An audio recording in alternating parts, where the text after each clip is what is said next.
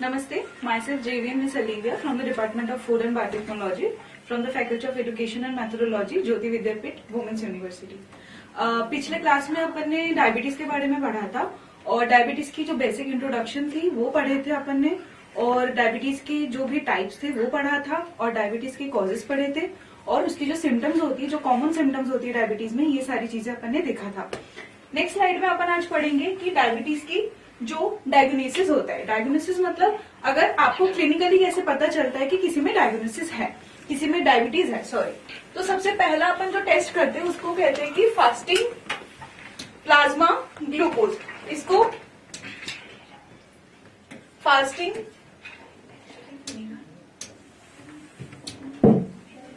Fasting plasma glucose और FPG test, ये सबसे कॉमन टेस्ट होता है। आपने देखा ही होगा, अगर आपके किसी के घर पे भी होगा किसी को डायबिटीज, तो पहले अपन क्या करते हैं, जो फास्टिंग वाला पीरियड होता है, मतलब जो सुबह के पीरियड होता है, जब 8 से 9 घंटा अपन फास्टिंग में रहते हैं आफ्टर डिनर, उसके बाद जो पहला हमारे फास्टिंग के टाइम पे ब्लड होता है, वो ब्लड हम क्लिनिकली कलेक्ट करते हैं और उसके बाद उसका हम ग्लूकोज की टेस्ट करते हैं। इस टेस्ट को हम कहते हैं fasting plasma glucose test. Fasting plasma glucose test, इसका अगर लेवल किसी का 99 आ रहा है और इसके नीचे आ रहा है तो उसको हम क्या कहेंगे, उसको नॉर्मल कहेंगे। नॉर्मल मतलब डायबिटीज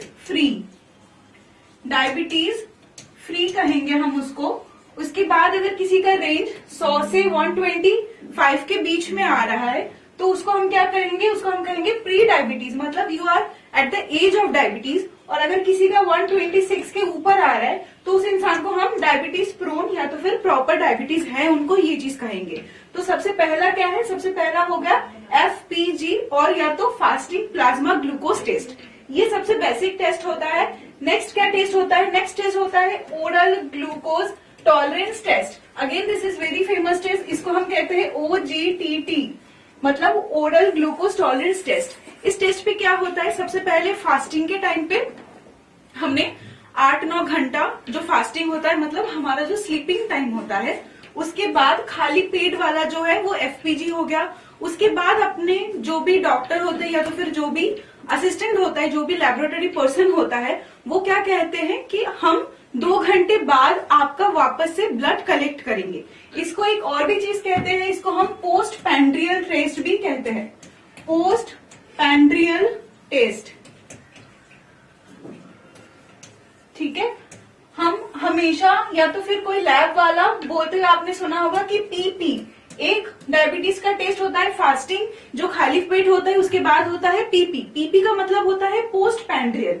इसमें अपन कैसे टेस्ट करते हैं, सबसे पहले फास्टिंग जब इनका टेस्ट हो जाता है उसके बाद हम पेशेंट को कुछ भी खाना खिलाएंगे या तो फिर कोई भी मील प्रेफर करेंगे। उसके बाद क्या होता है, अगर हम कोई भी खाना इंटेक करते हैं उसके तुरंत बाद हमारी जो ग्लूकोज लेवल होती है वो पीक में होती है, ठीक है। हम कोई भी फूड इंटेक कर रहे हैं, हम नाश्ता कर रहे हैं, लंच कर रहे हैं, उसके बाद हमारा जो ग्लूकोज लेवल होता है वो पीक में होता है और धीरे धीरे वो फ्लक्चुएट हो जाता है। और जिस व्यक्ति को डायबिटीज नहीं है उनका नॉर्मल हो जाता है ग्लूकोज लेवल, और जिनको है उनका क्या होता है, उनका कम नहीं होता है। तो हम क्या करेंगे, हम पहले खाली पेट एक टेस्ट करेंगे, उसके बाद उसको खाना खिलाएंगे पेशेंट को। उसके जस्ट 2 घंटा बाद, आफ्टर 2 आवर्स, हम क्या करेंगे, वापस से उनका ब्लड सैंपल कलेक्ट करेंगे और उनका वापस से ग्लूकोज टेस्ट करेंगे।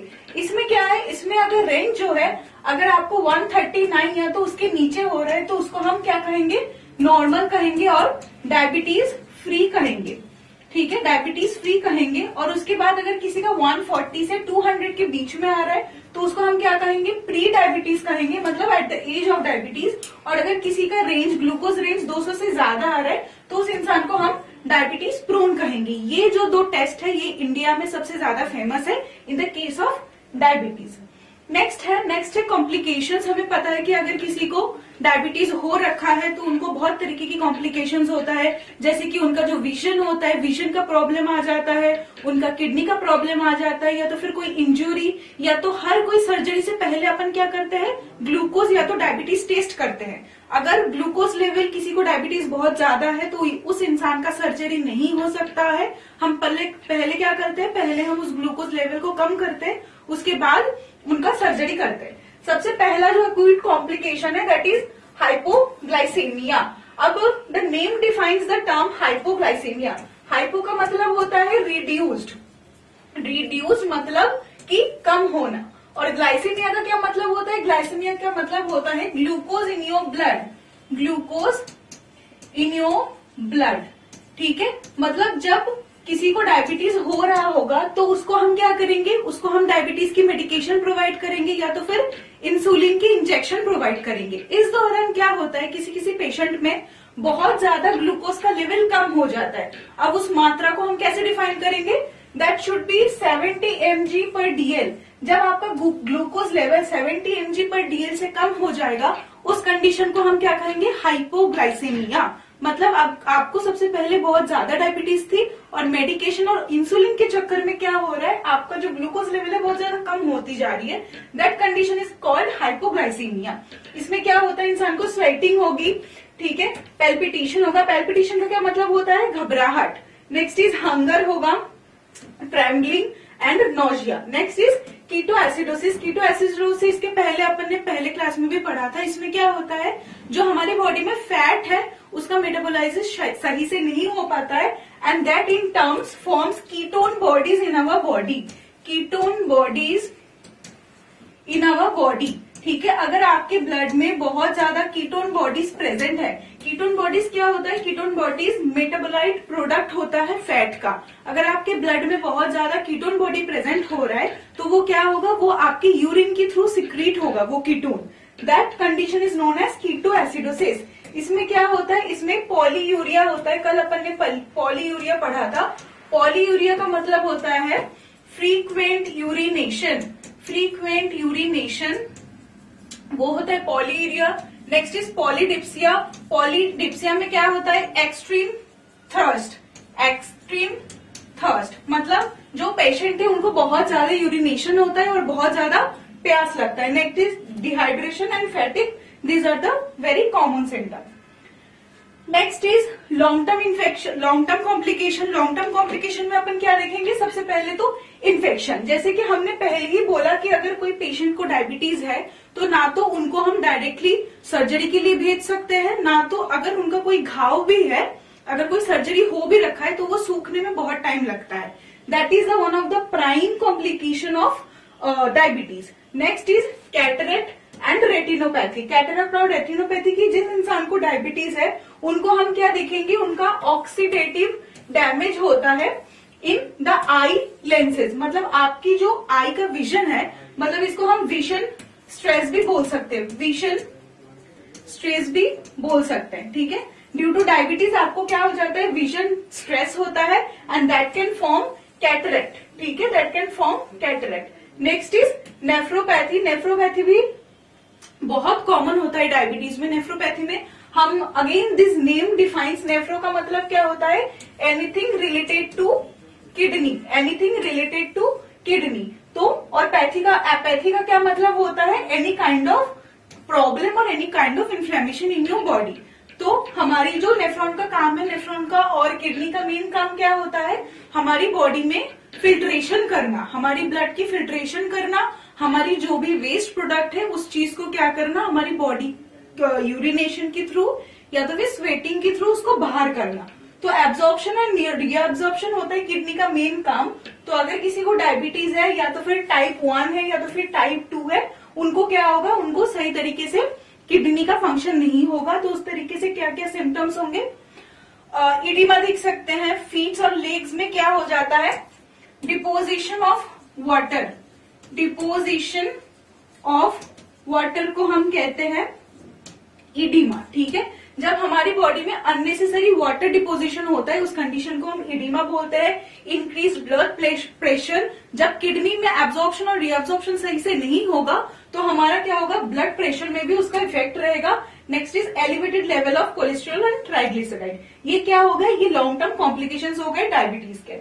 नेक्स्ट एंड मोस्ट इंपॉर्टेंट, हम जो इतने बात कर रहे थे डायबिटीज से, हमारा गोल ये है कि हमें डाइट पढ़ना है डायबिटीज का। प्रिंसिपल ऑफ डाइट क्या रहेगा? Low and simple carbohydrate and more complex carbohydrates. मतलब जो सिंपल कार्बोहाइड्रेट्स है जिससे हमारी बॉडी में फ्री ग्लूकोज इजीली मिल जाता है, ठीक है। When your body absorb free glucose बहुत इजीली, उसको हम क्या करेंगे, कम करेंगे। फ्री ग्लूकोज वाला चीज हम कम खाएंगे, और जिसमें क्या होगा, कॉम्प्लेक्स कार्बोहाइड्रेट। कॉम्प्लेक्स कार्बोहाइड्रेट मतलब कॉम्प्लेक्स ग्लूकोज।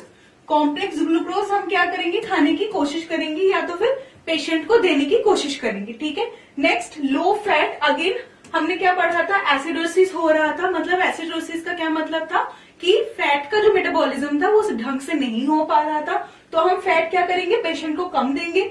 मॉडरेट प्रोटीन देंगे। मॉडरेट प्रोटीन क्यों देंगे, जो प्राइमरी कॉम्प्लिकेशंस होती है, प्राइमरी सिम्टम होता है डायबिटीज का, वो होता है severe weight loss. Severe weight loss. अगर किसी पेशेंट को डायबिटीज है तो सबसे प्राइम जो उसका सिम्टम होगा that is severe weight loss होगा। तो हम उसको मॉडरेट प्रोटीन देंगे, हाई फाइबर डाइट देंगे। हाई फाइबर हम क्यों देंगे, क्योंकि हाई फाइबर एटलीस्ट हमें क्या प्रोवाइड करेगा, हमें कॉम्प्लेक्स कार्बोहाइड्रेट प्रोवाइड करेगा। इसलिए हम क्या करेंगे, पेशेंट जो है उनको हाई फाइबर प्रोवाइड करेंगे। Next, this is the individual proportions of nutrient की कितना देना चाहिए। First is energy. हमने पहले ही कहा कि जो पेशेंट है वो क्या होगा, वो अंडर वेट होगा, क्योंकि पेशेंट जो है वो वेट लॉस की टेंडेंसी होती है उनमें। ठीक है। तो हम क्या करेंगे, उनको आइडियल या तो फिर एडिक्वेट एनर्जी जितना चाहिए उनको उतना देंगे। जो ओबीज है उनको हम क्या करेंगे, 20 किलो कैलोरी पर KG body weight per day energy provide करेंगे। जो जिनका आइडियल बॉडी वेट है, मतलब जिनका वजन कम भी नहीं है ज्यादा भी नहीं है, उनको हम क्या करेंगे, 30 किलो कैलोरीज पर KG body weight per day provide करेंगे। और जो अंडर वेट है, मतलब जिनको वजन बढ़ाने की जरूरत है, उनको हम कितना प्रोवाइड करेंगे, 40 किलो कैलोरी पर KG body weight per day. ये हो गया एनर्जी का proportion. Next is carbohydrate. Carbohydrate is very important, क्योंकि रोटी चावल का डिफरेंस हो जाता है जब किसी इंसान को डायबिटीज होता है। तो हम क्या कोशिश करेंगे, 60 to 65% of the total energy कहाँ से आएगा, कार्बोहाइड्रेट से आएगा। और डायबिटीज पेशेंट को हम क्या करेंगे, सिंपल जो कार्बोहाइड्रेट है लाइक शुगर, हनी, जैम, ये सारे क्या करेंगे, ये सारी चीजें हम अवॉइड करेंगे, क्योंकि हमारी बॉडी में ये जो सारी प्रोडक्ट्स होती है इनसे हमें सिंपल ग्लूकोज बहुत इजीली मिल जाता है। तो हम क्या करेंगे, ये सारे प्रोडक्ट्स अवॉइड करेंगे, और इन जगह हम क्या करेंगे कि जो कॉम्प्लेक्स कार्बोहाइड्रेट है such as whole grain, cereals and brands, ये सारी चीजें हम इंक्लूड करेंगे। Next is protein. प्रोटीन कितना होना चाहिए, protein rich diet. Of course हमने पहली स्लाइड में पढ़ा था कि प्रोटीन रिच डाइट देना चाहिए, गुड फॉर हेल्थ होता है। और इसमें क्या होता है, मिल्क, लेग्यूम, पल्स, नट्स, ये सारी चीजें हम ऐड करेंगे। लो फैट डाइट होना चाहिए। लो फैट में हम क्या करेंगे, ओमेगा 3 फैटी एसिड और ओमेगा 6 फैटी एसिड का इंक्लूड करेंगे। So this is the basic dietary management of diabetes. Thank you.